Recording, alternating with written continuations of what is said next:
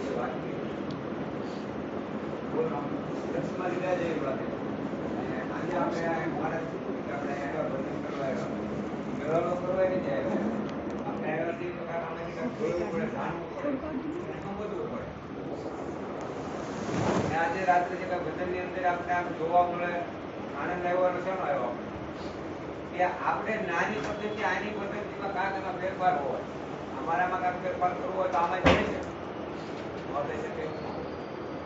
ગુરુ મહારાજે જે આપણે જ્ઞાન આપ્યું ભાઈ વાત કરી કે આવું જ્ઞાન ક્યાંય કોઈ આપે એવું નથી.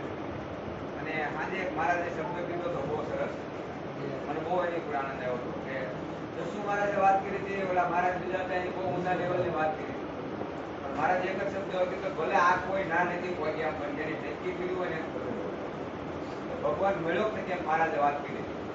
હજી પ્રશ્ન એવો હોય કે આપણે ઘણાની વખત ભગવાન મળ્યો કે હજી કોઈ નક્કી થતું નથી, હકીકત નથી નક્કી થતું.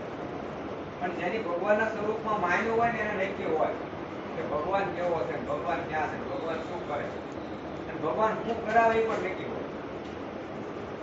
કહે ને કે ભાઈ દર્શન આપે છે ઘણી વાર સંતો કે રાજાને એવું થયું કે આપણે ભગવાન જોવો છે, કેવી રીતે જોવો એમ. એક દીકરીએ કીધું કે ભગવાનને પ્રશ્ન હતો એના બાપુને કે મારે ભગવાનના દર્શન કરવા છે. દીકરીએ એના બાપુ મૂંઝાણા હતા પણ કે કોઈની પાસે આપણે દીકરી કીધું પહેલો જોબ હું આવી મન કહ્યું કે ભગવાન જોવો છે તો કે કેવી રીતે જોવો છો કે એક કામ કરો, દૂધનો વાટકો મંગાવો છો. અને તે એની અંદર બધો પ્રશ્ન થઈ જાય છે. આમાં ગાદી વિશે પ્રશ્ન બધો થઈ જાય, મામા થઈ જાય કે આ દૂધ છે આની અંદર ઘી દેખા કરું કે ન દેખાય. દૂધમાં ઘી તો છે જ આપણને ખબર છે. અને એની પણ દૂધ જોતા જ તે ડોલું ભરી ભરી ભરતા. અમને કોઈ ઘી દેખાણું નહોતું, કારણ કે અમારો બિઝનેસ હતો દૂધનો, એટલે દૂધ ધંધો કરતા. પણ આ ઘી કેવી રીતે છે એ ખબર નહોતી અમને. એમ જે અમારું સ્વરૂપ છે ને, આ જેની દેહ છે એ કેવી છે અમને ખબર નહોતી. પણ એક અમારે એવો સંત મહાપુરુષ મળ્યા, કલ્યાણ મહારાજ મળ્યા, અને આ તમને જે સુધારી જે આમ દેખાડી દીધું ને કે તમે જે છો ને મટી જાઓ, એમની કાંઈ નથી ને એ થઈ જાય. અને ગુરુ મહારાજે 3.5 કલાકની અંદર, હું તો એવું માનું એની વાત કરતા હતા ગાડીમાં કે સવાર પડે ને 3.5 કલાકે માણસ ઘેર જાય ને તો બોલતો ભાઈ એક ફેર થઈ જાય. કારણ શું છે કે નક્કી તે અંદર એવું મગજમાં એવું ચડી જાય કે આ બચાલી કે હું એમ કહેતો તો હું ગોબરભાઈ છું, હું ભરવાડ છું, હું આવો છું, તો હું કાંઈ નહીં. એટલો નક્કી થઈ જાય તો એ વાણી ના તો નિર્મળ થઈ જ વાણી અને એની દ્રષ્ટિ તો ફરી જ જાય કે 3.5 કલાકમાં જે માણસને શબ્દ લાગ્યો હોય ને એમાં ફેરફાર થઈ જાય. મારે હવે આ ન હોય, આ શબ્દ મારે બોલવાથી શું થાય, આ દ્રષ્ટિથી જોવાથી શું થાય, એને જ્ઞાન એમ હોય. આપણે કઈ જ્ઞાન એટલે મારા જે આપણે સમજણ આપી છે શું કરવાનું, જીવન કેવી રીતે તમારે જીવવું. આ જીવન જીવનની આખી કળા જો શીખવી હોય તો આવા સંતો પાસે શીખવું. અને કળા નહોતી છે ને આપણી પાસે. આજે મને એમ થાય કે મારા ગુરુ મહારાજના આવો ભાગ્ય છે. 2 દિવસના ભાઈની મેં હારી છે, હું 2 દિવસ આપણને ગુરુ મહારાજ કેવા મળ્યા એમ કે આપણને ક્યાં બેહાડ્યા એ વિચાર કરો લ્યો. આજે આ એટલો મોટો મેળાવડો કર્યો, આ સંતોની હારી અમે ક્યાં બેઠા છીએ. જો અમારી પર મોટામાં મોટી કલ્યાણ મહારાજની કૃપા હોય તો તમારી વચ્ચે બેઠા હોય, અમે અહીંયા ન હોય. આ એની કૃપા છે.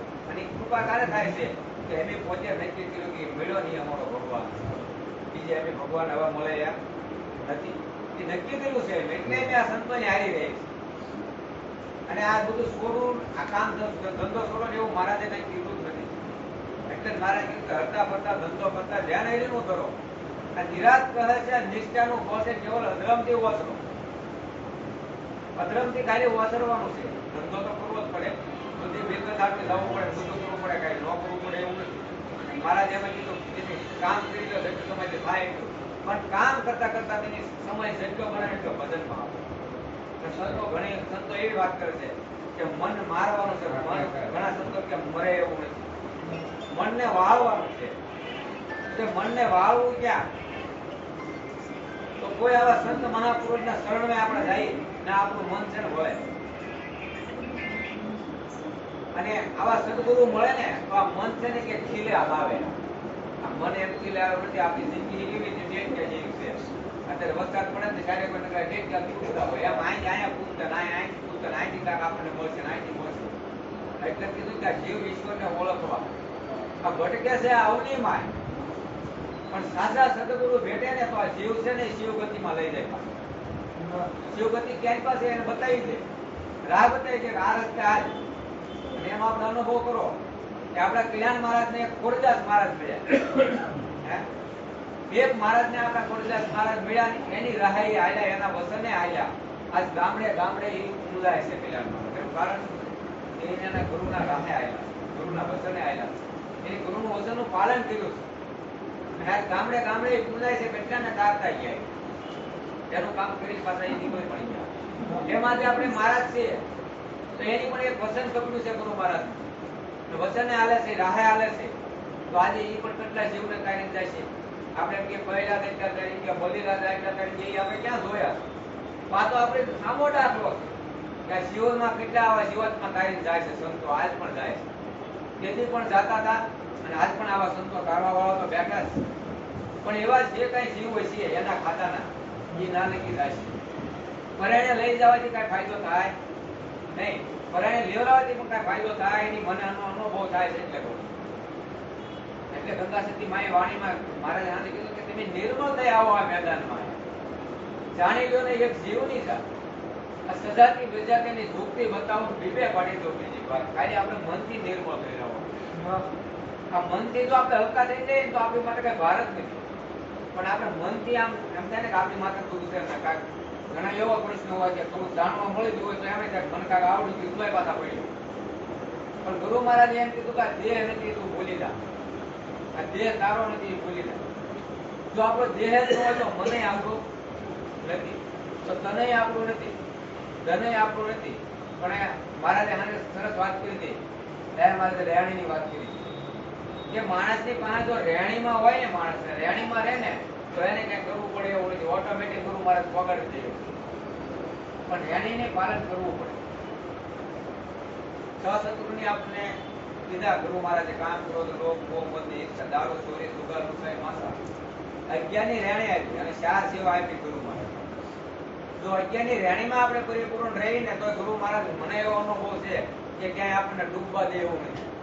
સંતો જેવા મળ્યા અને એની આંગળી જે કોઈ બી છે ને ક્યારેય મેકાય એવી નથી. પણ આપણને આપણો ભરોસો હોવો જોઈએ.